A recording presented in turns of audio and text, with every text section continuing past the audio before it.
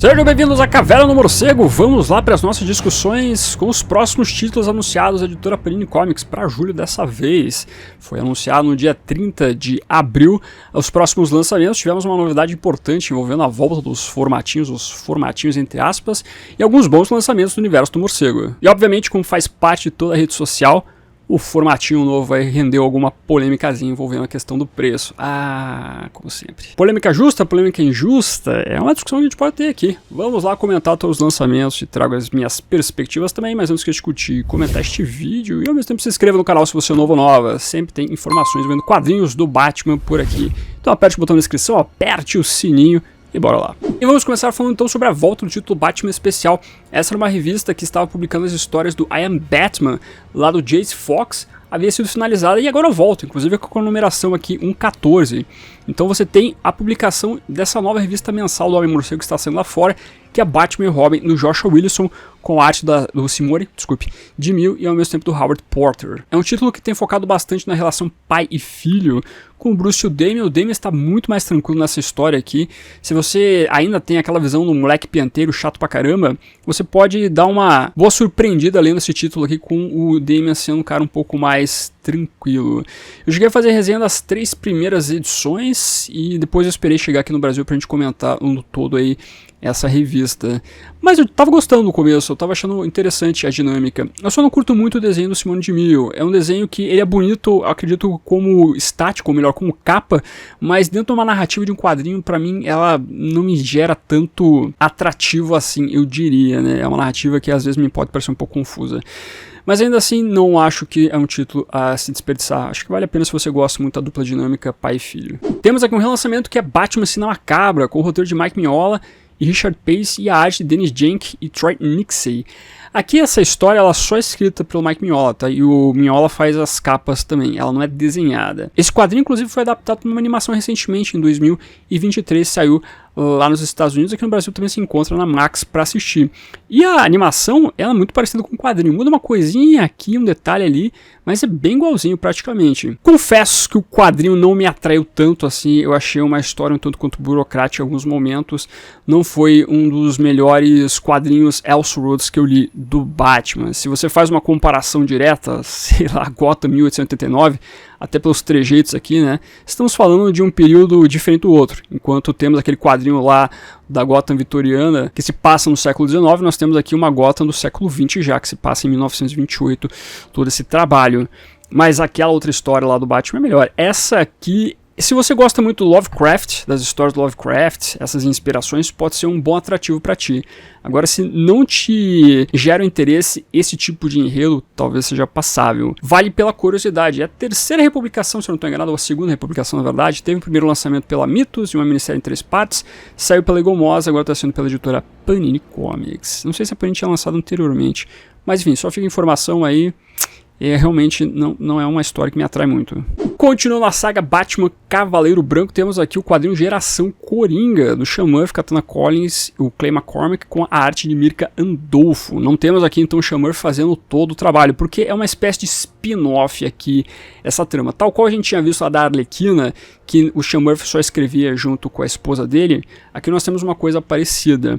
E você entra um pouco aqui nos detalhes envolvendo então os filhos do Coringa, que nós temos os gêmeos, aqui mais capitaneado pela filha dele. Ao mesmo tempo nós temos aqui a Mulher Maravilha também aparecendo, que é uma personagem diferente daquilo que a gente conhece. Dando continuidade que a gente viu Batman Cavaleiro Branco do futuro.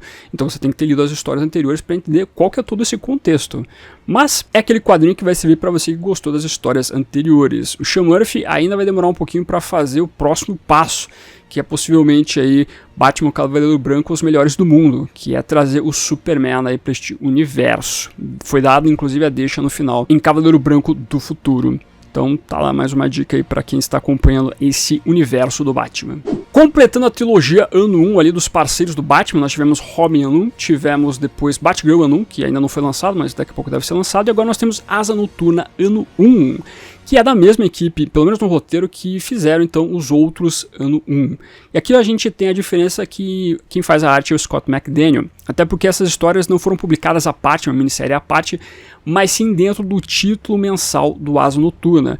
E ela é uma continuação, de certa maneira, de Robin Ano 1. Na verdade, de Batgirl Ano 1 também, né? Porque Batgirl Ano 1 é uma continuação de Robin Ano 1. E aqui você vê outra perspectiva do que a construção, então, do Dick se transformando em Asa Noturna. A primeira vez que o Dick se transformou em Asa Noturna foi lá nas histórias dos Titãs, né? Que nós temos o famoso contrato de Judas. Aqui você vê, na verdade, todos os problemas que o Dick tinha com o Batman, conversas do Asa Noturna com o Superman, né, antes do Robin virar o Asa Noturna, obviamente, mas é uma história positiva, eu gostei bastante. Saiu recentemente na coleção A Lenda do Batman. Eu acredito que eu fiz resenha desse título, se eu não estou enganado, mas eu curti. Por mais que eu não goste muito do Scott McDaniel, vale a pena se você gostou bastante de Robin Ano 1. Uma grande história, tem resenha aqui no canal. O Batgirl não vale muito a pena também, quando sair farei resenha aqui do título da Panini, mas ainda assim eu acredito que é um trabalho que vale muito a pena a sua leitura para ver essa perspectiva do Dick virando o Asa Noturna. Finalizando então a mega saga Batman Bruce Wayne Assassino / Fugitivo, temos o lançamento então de Bruce Wayne Fugitivo aqui pelo selo DC Vintage. Estávamos com medo que demorasse demais para termos a conclusão dessa história, mas tá lá, chega em julho também. Temos um formato um pouco menor no número de páginas, porque a divisão da DC Comics trouxe mais páginas no primeiro encadernado, quase 600 páginas, ou na verdade mais 600 páginas, e aqui nós temos só 400 páginas, né?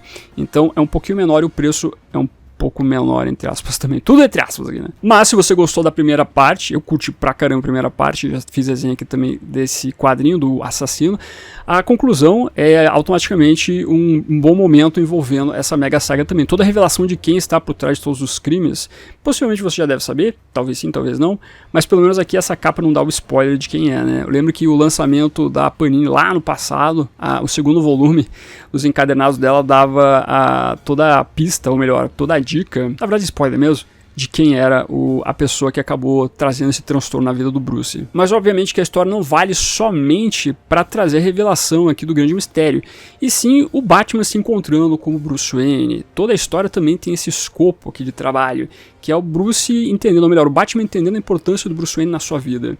Então essa é a grande conclusão aqui, você vê o Batman também se aproximando novamente da Bat-família, todo mundo conversando, ele se desculpando, que é uma coisa um tanto quanto estranho o Batman fazer, mas é bem legal esse desenvolvimento que é feito. Então, quem gostou da primeira parte, com certeza vai gostar dessa segunda, e aí completamos então o relançamento desta mega saga no Brasil. Que bom que a editora Panini trouxe, é só a gente esperar aquele precinho camarada para pegar, certo? E aí um grande lançamento que foi anunciado para julho aí, né, uma nova linha de quadrinhos que a editora Panini Comics está trazendo, que é DC de bolso, o DC Pocket, ou Pocket DC, e já traz de cara o Reino do Amanhã. É a volta dos formatinhos aí. O preço que chamou muita atenção positivamente, negativamente, que é de R$ 49,90, que acabou gerando os burburinhos nas redes sociais aí de pô, pra que trazer esse formatinho se não é um preço que realmente seja barato, não sei o que. A minha timeline do Twitter lá encheu de pessoas, não necessariamente defendendo, mas destacando que, bom, é o que tem pra janta, né, não tem muito o que fazer.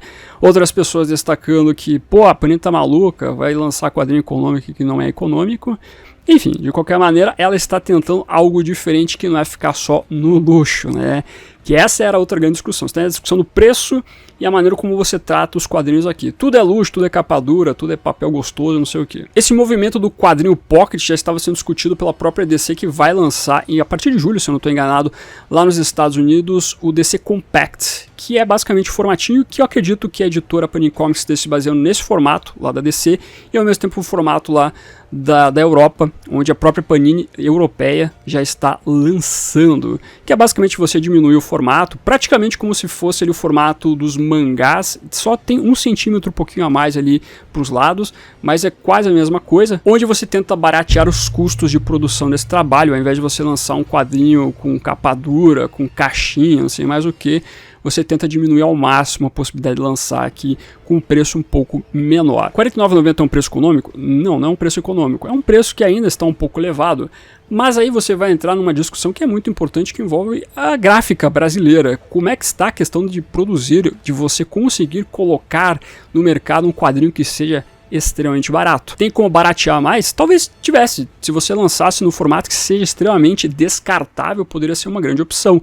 Lançar no papel lista telefônica, num papel horrível mesmo, só para ler, poderia ser um esquema de você conseguir baratear ao máximo. Mas o problema é que você tem pessoas que vão querer comprar nesse formato extremamente destrutível. Talvez você não tenha público que realmente queira comprar um quadrinho com uma baixa ou baixíssima qualidade. Até porque eu vi alguns comentários também ressaltando que, pô, você vai lançar Reino da Manhã em formatinho. Isso não tá certo, pô. Não pode lançar dessa maneira. O Reino da Manhã não pode ser lançado numa qualidade baixa. Que daí você vai parar e falar, poxa, mas tem lá o formato Absolute, que ainda tá no mercado. Dá pra você lançar as duas coisas, dá pra agradar os dois públicos, não precisa reclamar disso. Calma. Teve também outro questionamento, na verdade, começar com o Reino da Manhã, esse formato aí, não é uma coisa ruim, não poderia começar com outra história, mas é que eu acho que, na verdade, você pega um quadrinho que não tem tantas páginas, porque são 216 páginas. Você está lançando aqui um formato menor, tem R$50 no seu preço de capa. Talvez você lançasse um outro quadrinho, encadernado um pouco mais parrudo, uma Corte das Corujas, um Watchmen, qualquer outro quadrinho que seria maior, talvez o preço fosse um pouco maior também. E aí você lança algo um pouco mais caro que o público já vai chegar na porrada. Talvez não fosse uma boa carta de apresentação envolvendo esse novo formato. Quem sabe lançasse a Piada Mortal dessa maneira, mas a Piada Mortal é uma história criticada hoje em dia aqui no Brasil, no sentido de que já lançaram tantas vezes, para que lançar a Piada Mortal? Talvez o Reino da Manhã seja uma boa estratégia nesse sentido de você apresentar esse selo nesse primeiro momento. Até foi ressaltado também nas redes sociais que esse preço aqui possivelmente é um preço volátil. Se você pegar um encadenado próximo, o próximo quadrinho desse selo aí, se tiver mais páginas, ele também vai mudar o preço. Então vai depender do quadrinho para você conseguir trazer uma coisa um pouco mais em conta. É, na verdade, meus amigos, uma sinuca de bico que a gente vive hoje em dia nessa produção editorial. E realmente você tem vários fatores que acabam complicando e que faz com que a gente tenha que entrar numa realidade muito complicada da vida, que basicamente é o fato que a gente não consegue voltar mais para aquele passado que muitas pessoas queriam. A gente teve o período lá dos formatinhos da Abril, que tinha um quadrinho, entre aspas, mais acessível, não sei quanto seria o preço hoje em dia, com correção, com dólar, tal qual a gente tem, etc. Mas era uma coisa um pouco mais descartável. Você teve um período de bons preços também ali em 2010, quando o dólar não estava tal qual está hoje em dia. Mas hoje em dia tá feio o negócio no sentido de você fazer uma produção editorial. É papel aumentando o preço, é monopólio, é a gráfica aumentando o preço de 3 em 3 meses. Eu particularmente tenho um contato em relação a essa questão de gráfica por alguns amigos que fazem produção editorial de fanzine. Eu tenho um amigo, Paulo Chacon, que ele produz fanzines envolvendo Batman O Retorno, né? De vez em quando ele lança. E ele pede sempre uma contribuição, um patrocínio para ajudar a produzir. Ele até conversou comigo e falou, olha, é muito difícil hoje em dia produzir as coisas, porque de tantos em tantos tempos, poucos meses entre uma produção e outra, o preço vai dobrar em relação ao que você tinha comprado anteriormente, que você tinha feito de tiragem anteriormente. É claro que tudo isso guardado às suas devidas proporções. A editora Panini Comics vai ter uma tiragem muito maior que outras editoras consagradas que a gente tem no mercado. Mas ainda assim a gente não pode se furtar de que realmente, hoje em dia, nós temos aspectos totalmente diferentes em relação à produção editorial aqui no Brasil, nessa questão da parte gráfica. O preço talvez poderia ser melhor e assim por diante, mas o fato é como é que você chega a um preço acessível, que você consiga agradar gregos e troianos e que dê tudo certo. Isso não existe, meus amigos. Isso é um conto de fadas. Será que essa linha vai conquistar novos leitores? Talvez seja difícil ainda, mas é uma alternativa para você conseguir ter acesso a algumas obras que são um tanto quanto clássicas, envolvendo, por exemplo, a DC. Reino da Manhã, Batman Cavaleiro das Trevas, Watchmen, Batman 1, por exemplo, que eu acho que pode vir nesse preço de R$ 49,90, é algo que acaba sendo atrativo se você comparar, por exemplo, a edição de luxo que custa R$200. Né? Você tem R$200, você tem aqui um título preço de capa de R$50, que pode baratear ainda. Então, pelo menos você tem essa outra opção de você conseguir fazer com que a pessoa leia. Por mais que, levando em consideração que a gente vive hoje em dia, você tem outros meios também das pessoas lerem as coisas. Sejamos honestos e não hipócritas aqui, né? Mas ainda assim eu acho que é uma opção viável, até para você atender aquilo que o público lá nas redes sociais, né, destacava. Pô, só tem luxo, pô, só tem capa dura, pô, só tem cozido a sal do mal passado, queremos sem luxo. Aí, tá sem o luxo agora. Vamos ver como é que vai ser esse negócio. Porque no final das contas a gente sabe que reclamar, nossa, é uma delícia. É um esporte que é muito praticado nas redes sociais. Mas na hora do vamos ver é um pouco difícil, né? Na hora de realmente a gente, né, fazer a coisa valer, acaba que não vai pra frente. Mas, vamos ver, é uma opção que acaba surgindo aí. E é bom que aquela coisa, de novo, tem 2 formatos em paralelo sendo lançados. O formato luxuoso e ao mesmo tempo o formatinho. Então você tem 2 opções para a mesma história para você ir atrás e conseguir ler a parada, né? Ter nas suas mãos fisicamente. Vamos ver como é que serão os próximos lançamentos mais para frente. Mas em relação à história, ainda amanhã, que talvez seja a discussão que também poderia ser encaixada aqui como principal, vale a pena a leitura. Se você nunca leu essa história e, quem sabe, ficou atraído por esse título nesse formato, vale dar uma olhadinha. Não acho que também ser um pouco menor vai acabar desfavorecendo a leitura. É o que tem. Então vale a pena dar uma olhadinha nesse título, caso você nunca tenha lido. E só fazendo aquele jabazinho rápido, importante sempre, dá uma olhadinha no botão Seja Membro, caso você queira apoiar o projeto Caverna do Morcego. E também você pode apoiar de outra maneira, que é usando os links comissionados do canal. No dia de ontem, 30 de abril, estava rolando um cupom da Panini em pré-venda, que eu acabei divulgando nos grupos de desconto do canal, tanto no Telegram quanto no WhatsApp. Por isso, faça parte desses grupos para você ter informação prévia. Mas, caso você esteja vendo no lançamento desse vídeo, aqui no dia 1º de maio, tem aquele cupomzinho chamado Caverna, que dá 15% de desconto em toda a loja, só não acumula com outras promoções. Então, caso você queira fazer a pré-venda desses títulos aí, você pode usar esse cupom, fica à sua vontade. E caso você vai fazer suas compras, então, além da loja da Panini, na Amazon, Mundos Infinitos, ou em qualquer outra loja de internet, em qualquer tipo de produto, use um dos links que estão aparecendo na sua tela, que dessa maneira você me ajuda a manter esse projeto de Batman ativo. Meu muito obrigado, os links estão na descrição, lembrando, você não paga nada mais usando eles. Ok, como de praxe, vamos dar uma olhadinha também aqui no site da Panini, onde temos o checklist completo. Temos aqui o lançamento de mais uma edição de Batman e Robin dos Novos 52. Tenho ressaltado que vale a pena você dar uma olhadinha nesse título, pessoal. Se você nunca leu os Novos 52 aí, vá atrás, são histórias muito boas de Batman e Robin. A primeira edição envolvendo esse título, essa parte dos Novos 52, tem resenha aqui no canal, sugiro fortemente a leitura. Temos também o novo título da saga do Batman, edição número 440, já na Queda do Morcego. Faremos aquela discussão habitual também, um vídeo próprio aqui para falar sobre o que tem, mas essas histórias aqui já são tanto quanto conhecidas. Temos um momento aí da revanche entre o Bane e o Crocodilo, ou na verdade é o primeiro encontro deles, né? Sinto que eu tô confundindo as histórias, mas calma lá que a gente comentará em um título próprio, ou melhor, um vídeo próprio, mas a Queda do Morcego segue firme e forte. Edição mensal do Batman, edição número 100 na verdade, chegamos à 100ª edição do título mensal do Batman pela Panini, né? Não foi a primeira vez que a editora Panini chegou ao 100º título, a 100ª edição de uma revista do Homem-Morcego, já aconteceu isso antes, mas aqui, é assim, né? Ela na verdade zerou algumas vezes, mas manteve a numeração original. E aqui, como comemoração, você tem então a publicação de Gotham War na revista mensal. Olha lá, coitada da editora Panini que teve que arrumar essa bronca aí pra eles, né? Gotham War é uma boa história, é uma história fraca, pessoal. É uma mega saga onde o Batman tem que enfrentar a Selina, a Bat-família, que tá todo mundo querendo aí roubar Gotham City. É uma história safada, onde a Tini Howard e os Zdarsky fizeram tramas que são bem mais ou menos. Essa revista inclusive vai publicar aqui Gotham War, a primeira história, depois publica Batman e depois Mulher Gato. Lembrando que as histórias da Mulher Gato, da fase da Tini Howard, estão sendo publicadas ou foram publicadas em encadernados separados. Então, para você se atualizar em relação a isso, tem que ler essas histórias aí. Até porque tem muita relação com o passado, o que aconteceu com a Selina, por que ela tá desse jeito, por que ela tá dessa maneira, né? Se colocando o contrário ao Batman, é explicado nessas histórias dela. Então fica a dica para você acompanhar, mas eu não sei se necessariamente eu digo para vocês que é um título, olha, tem que ler, hein? O preço tá maior, R$ 31,90 porque tem mais páginas, são 104 páginas, habitualmente são 70, 80 páginas mais ou menos por edição mensal. Então fica as informações aí. E uma ótima surpresa que apareceu somente no checklist, que é Batman Série Animada Volume 2. Continuando então os quadrinhos, as publicações que nós tivemos aqui já nesse ano de Batman Adventures Continuum. Os quadrinhos que publicam as novas histórias em quadrinhos, né, da animação clássica dos anos 90. R$10 mais barato aqui, porque eu acredito que tem menos páginas.